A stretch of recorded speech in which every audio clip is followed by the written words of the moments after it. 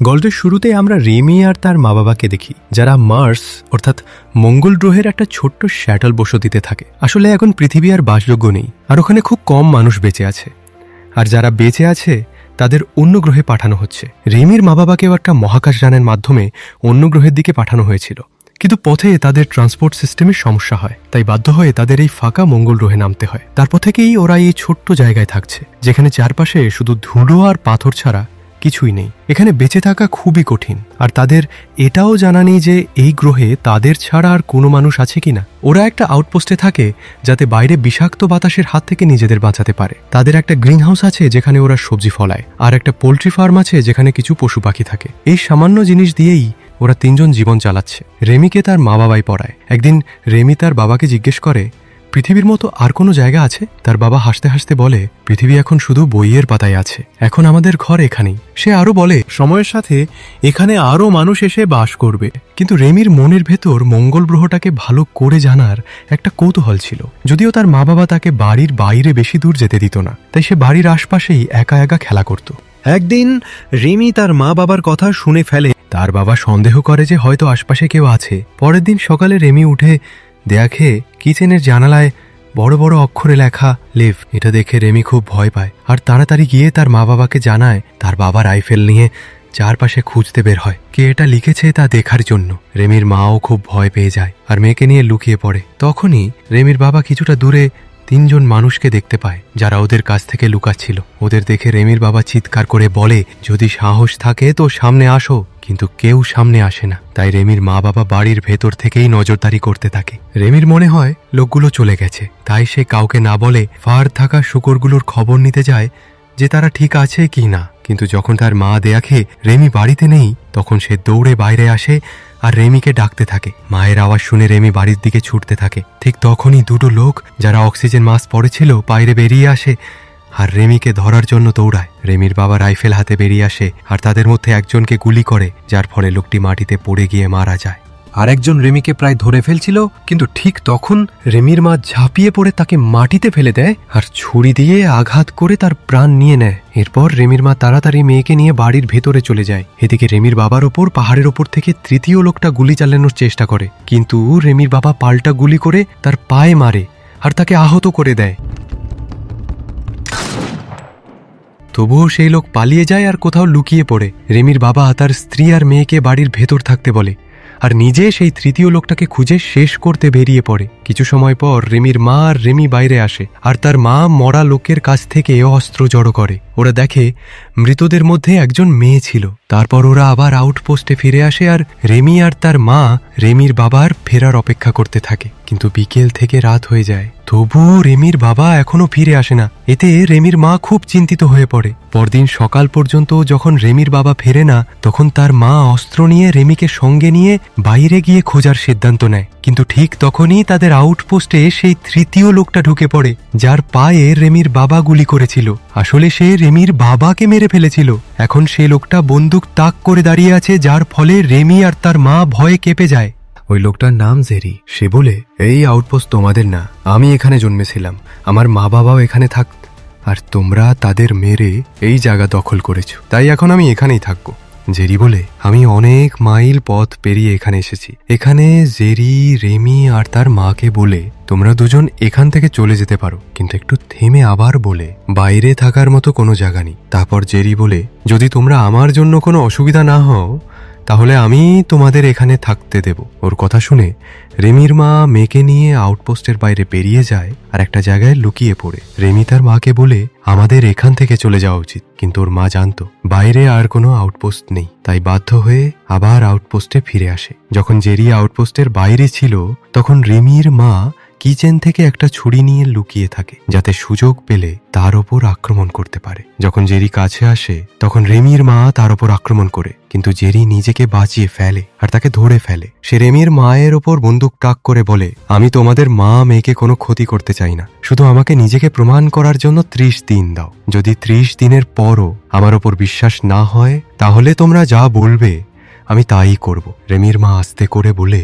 আমাকে আগে আমার স্বামীকে কবর দিতে হবে। এরপর রেমি, তার মা আর জেরি মিলে রেমির বাবাকে কবর দেয়, আর জেরি তার নিজের সঙ্গীদেরও কবর দেয়। রেমি আর তার মা খুব কষ্ট পায়। রেমির মা তার স্বামীকে হারিয়ে পুরোপুরি ভেঙে পড়ে। সে তার স্বামীর খুনির সঙ্গে থাকতে চায় না, কিন্তু মেয়ের দায়িত্ব পালন করাও জরুরি। আর তাকে এটাও জানতো না এই গ্রহে আর কোনো আউটপোস্ট আছে কিনা। তাই বাধ্য হয়ে মেয়েকে নিয়ে জেরির সঙ্গে ওই আউটপোস্টে থাকতে শুরু করে। কয়েক সপ্তাহ কেটে যায়। এই সময়ের মধ্যে রেমি আর তার মা জেরির সঙ্গে কোনো কথা বলে না। রেমির মা ঘরের সব কাজ করে, আর জেরি বাইরের কঠিন কাজগুলো সামলায়। এই সময় রেমি জেরির ব্যাগ থেকে একটা অক্সিজেন মাস্ক পায়, যেটা সে লুকিয়ে রাখে। সে একটা মেয়ের স্কেচও পায়, যাকে রেমির মা রেমিকে বাঁচানোর জন্য মেরে ফেলেছিল। একদিন রেমির মা স্টোর রুম থেকে একটা বক্স বের করে নিচে রাখে, আর সেটা নিজে থেকেই নড়ে ওঠে। সেটা ছিল একটা অ্যাডভান্সড এআই পেট রোবট,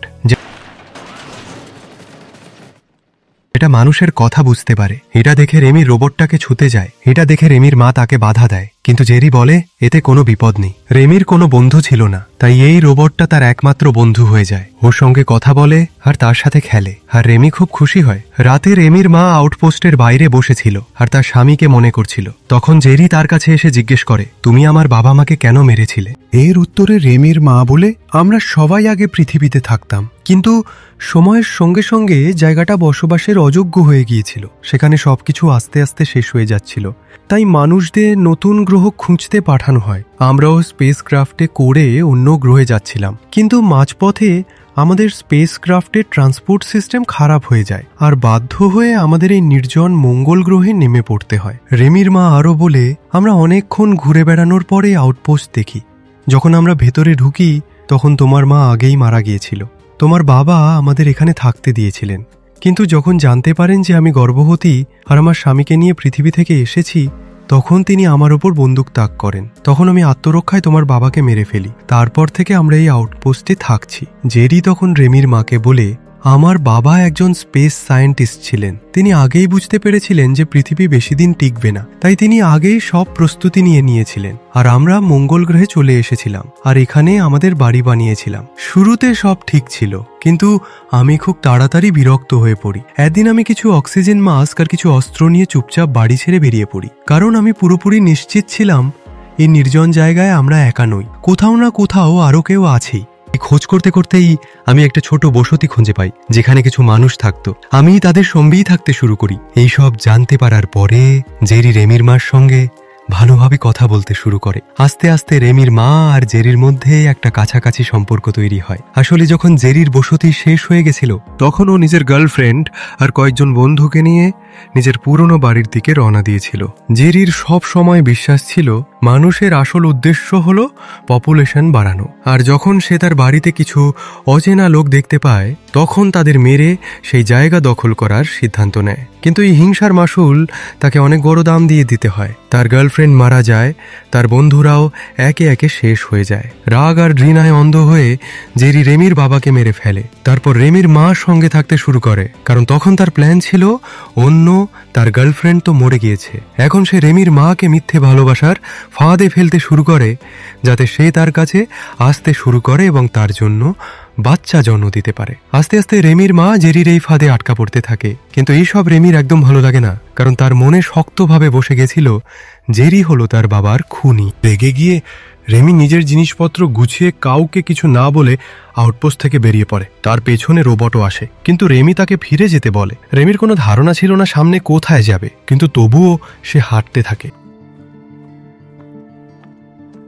হঠাৎ সে আবিষ্কার করে তারা যেখানটায় থাকতো পুরো জায়গাটা বড় কাচের মতো একটা ঘেরার মধ্যে ঢাকা। মানে বাইরের বিষাক্ত বাতাস আর ধুলোর হাত থেকে সেই এলাকা পুরো সুরক্ষিত। ঘেরার ভেতর বা বাইরে যাওয়ার একটাই রাস্তা ছিল, একটা চেম্বার। যখন রেমি সেই চেম্বার খুঁজে পায়, সে তার দরজা খোলে আর ভেতরে ঢুকে পড়ে। ভেতরটা ছিল একদম টানেলের মতো আর একেবারে অন্ধকার। রেমি নিজের সঙ্গে আনা টর্চ জ্বালিয়ে সামনে এগোতে থাকে। টানেলের শেষ প্রান্তে সে আলোর একটা ঝলক দেখতে পায়, কিন্তু রেমি জানতো না মঙ্গল গ্রহের বাতাস মানুষের জন্য খুবই বিষাক্ত। যদি কেউ ওই ঘেরার বাইরে বেরোয়, তবে অক্সিজেন মাস্ক ছাড়া বাঁচার কোনো উপায় নেই। কিন্তু রেমির কাছে কোনো মাস্ক ছিল না, ফলে শ্বাসকষ্টের জন্য সে অজ্ঞান হয়ে পড়ে। কিছুক্ষণ পরে যখন তার জ্ঞান ফেরে, সে আবার আউটপোস্টের ভেতরে নিজেকে খুঁজে পায়। সে জানতে পারে জেরি তাকে বাঁচিয়ে ফিরিয়ে এনেছে। জেরি তাকে বলে বাইরে গিয়ে কোনো লাভ নেই। রাতে জেরি নিজের অক্সিজেন মাস্ক পুড়িয়ে ফেলে যাতে রেমি আর তার মা এখান থেকে পালাতে না পারে। জেরি তখন রেমির মার বিশ্বাস জেতার জন্য চেষ্টা করতে থাকে যাতে তার সঙ্গে শারীরিক সম্পর্ক করতে পারে। এভাবে 30 দিন কেটে যায়। রেমির মা আস্তে আস্তে বিশ্বাস করতে শুরু করে জেরি হয়তো ভালো মানুষ, কিন্তু রেমি যখন তার মাকে জেরির সঙ্গে দেখে তার মনে প্রচন্ড কষ্ট হয়। সে আর জেরির সঙ্গে থাকতে চায় না। রেগে কাঁদতে কাঁদতে রেমি স্টোরেজ রুমের ভেতরে গিয়ে নিজেকে বন্ধ করে ফেলে। এটা দেখে রেমির মা তাকে দরজা খুলতে বলে, কিন্তু রেমি চিৎকার করে বলে, আমি তোমাকে ঘৃণা করি। তুমি কিভাবে আমার বাবাকে ভুলে গিয়ে জেরির সঙ্গে থাকার সিদ্ধান্ত নিলে? এটা শুনে রেমির মা ভেঙে পড়ে। সে বুঝতে পারে নিজের মেয়েকে হারাতে বসেছে। তাই সে জেরির বন্দুক তুলে নেয় আর ঠিক করে তাকে মেরে ফেলবে। সে বন্দুক তাক করে ট্রিগার টিপে, কিন্তু বন্দুক ফাঁকা ছিল, কারণ জেরি খুব চালাক। সে আগে থেকেই বন্দুক থেকে গুলি খুলে রেখেছিল। এটা দেখে রেমির মা ছুরি আনতে দৌড়ায়, কিন্তু জেরি তাকে আটকানোর চেষ্টা করে। দুজনের মধ্যে হাতাহাতি হয়, আর যখন রেমির মা জেরির কথা শুনতে অস্বীকার করে তখন জেরি তাকে মেরে ফেলে। এটা দেখে রেমি ভয় চিৎকার করে সেখান থেকে দৌড়ে পালাতে চায়, কিন্তু জেরি তাকে ধরে ফেলে আর আস্তে আস্তে বলে, আমার ওপর বিশ্বাস করো, আমি তোমাকে কখনো কোনো কষ্ট দেব না। এরপর জেরি রেমির মাকে কবর দেয়। রেমি এখানে খুবই দুঃখী আর একা হয়ে পড়ে। সে বেশিরভাগ সময় নিজের খামার আর রোবটের সঙ্গে সময় কাটাতে থাকে। সে জেরির সঙ্গে খুব কম কথা বলে। সে নিজের মা বাবার খুনির সঙ্গে থাকতে চায় না, তাই সে এখান থেকে পালাতে চায়। কিন্তু জেরি, যে প্রথমে নিজের গার্লফ্রেন্ড আর পরে রেমির মায়ের সঙ্গে মিলে জনসংখ্যা বাড়াতে চেয়েছিল, কিন্তু এখন দুইজনই নেই, তখন দেখে তার নিজের বংশ টিকিয়ে রাখার জন্য রেমি ছাড়া আর কেউ নেই। তাই সে এবার রেমির সঙ্গে ভালোভাবে কথা বলা শুরু করে। জেরি রেমিকে বোঝাতে থাকে, আমাদের এখানে বাঁচার জন্য সব কিছু আছে, যদি তুমি বাইরে যাও তবে 2-1 দিনের মধ্যেই মরে যাবে। কিন্তু রেমি বাইরে গিয়ে পৃথিবীটাকে একবার দেখার স্বপ্ন দেখে। এইভাবেই সময় কাটতে থাকে আর রেমি এখন বড় হয়ে যায়। তার বয়স 20 বছর হয়ে যায়। একদিন জেরির মনে হয় রেমি এখন সন্তান দেওয়ার জন্য তৈরি। তাই সে রেমিকে তার মায়ের আঁকা একটা স্কেচ উপহার দেয়। স্কেচটা দেখে রেমির জেরির কাঁধে মাথা রেখে তার মাকে মনে করতে থাকে। জেরি তাকে শান্ত করার চেষ্টা করে আর তারপর হঠাৎ করে তাকে কিস করে। কিন্তু এই ব্যাপারটা রেমির একেবারেই ভালো লাগে না। সে সোজা নিজের ঘরে চলে যায়। কিছুক্ষণ পর জেরি তার ঘরের সামনে এসে বলে, এই গ্রহে এখন আর কেউ বেঁচে নেই, তাই আমাদের সন্তান জন্ম দিয়ে জনসংখ্যা বাড়ানো উচিত। কিন্তু রেমি কিছুতেই রাজি হয় না। রেমির কাছে একটা অক্সিজেন মাস্ক ছিল, যেটা সে ছোটবেলায় জেরির ব্যাগ থেকে চুরি করেছিল। রেমি পালানোর প্ল্যান করছিল, কিন্তু জেরি সেই অক্সিজেন মাস্ক খুঁজে পায়। সে বুঝে যায় রেমি এখান থেকে পালাতে চাইছে। রাগে জেরি বাইরে গিয়ে মাস্কটা পুড়িয়ে দিতে যায়। রেমি ছুটে এসে তাকে থামাতে চায় আর চিৎকার করে বলে, তুমি আমাকে জোর করে এখানে আটকে রাখতে পারবে না। কিন্তু জেরি কোনো কথা না শুনে মাস্কটা আগুনে পুড়িয়ে দেয়। রেমি ভয়ে চমকে ওঠে আর দুজনের মধ্যে তুমুল ঝগড়া বেঁধে যায়। রাগের চোটে জেরি রেমিকে ধাক্কা মেরে ফেলে দেয়। রেমি মাটিতে পড়ে গিয়ে অজ্ঞান হয়ে যায়। যখন তার জ্ঞান ফেরে, দেখে সে একটা বিছানার সাথে বাঁধা পায়। জেরি তাকে তার কথা মানতে বলে, কিন্তু রেমি অস্বীকার করে। কিন্তু জেরি খুব বদমাশ। সে যে কোনোভাবে পপুলেশন বাড়িয়ে এখানে একটি বস্তি বানাতে চায়। যখন রেমি তার কথা মানতে অস্বীকার করে, তখন জেরি তাকে মারে আর তার উপর খারাপ কিছু করতে চেষ্টা করে। ঠিক সেই সময় রোবট সেখানে এসে হাজির হয় আর নিজের পাওয়ার ড্রিলিং অ্যাটাচমেন্ট দিয়ে জেরির গলায় আঘাত করে, যার ফলে জেরির গলা দিয়ে রক্ত বের হতে থাকে। রেগে গিয়ে জেরি ঘর থেকে বেরিয়ে আসে আর রোবটকে গুলি করে, ফলে রোবটটা কাজ করা বন্ধ করে দেয়। তারপর জেরি নিজেকে সেলাই আর ব্যান্ডেজ করতে অন্য ঘরে চলে যায়। ওদিকে রেমি কোনোভাবে নিজেকে মুক্ত করে ফেলে আর জেরির বন্দুক নিয়ে তার কাছে পৌঁছে যায়। তারপর রেমি জেরিকে গুলি করে আর জেরি সেখানেই মারা যায়। এরপর রেমি জেরির দেহটাকে কবর দেয়। তারপর সে রোবটটাকে সারানোর কাজে লেগে পড়ে। অনেক চেষ্টা করার পরে সে রোবটটাকে আবার চালানোর মতো ঠিক করে ফেলে। তারপর রেমি নিজের জন্য একটা নতুন অক্সিজেন মাস্ক বানায়। সবকিছু ঠিক করার পর সে রোবটকে বস্তির দায়িত্ব দিয়ে নিজে নতুন মানুষ খুঁজতে বাইরের জগতে বেরিয়ে পড়ে। এইভাবেই সিনেমাটা শেষ হয়। বন্ধুরা, আপনারা যদি রেমির জায়গায় থাকতেন, তাহলে কি জেরির সঙ্গে ওখানেই থাকতেন, নাকি নতুন জগতে এক্সপ্লোর করতে বেরিয়ে যেতেন? আপনাদের মতামত কমেন্টে লিখে জানাতে ভুলবেন না। আর হ্যাঁ, ভিডিওটা যদি ভালো লেগে থাকে তাহলে একটা লাইকের সাথে বন্ধুদের সঙ্গে শেয়ার করুন। আরও এমন সিনেমার এক্সপ্লেনেশন পেতে চ্যানেলটা সাবস্ক্রাইব করে বেল আইকন প্রেস করতে ভুলবেন না, তাহলে নতুন ভিডিও আপনারা মিস করবে না। ততক্ষণ পর্যন্ত বাই বাই।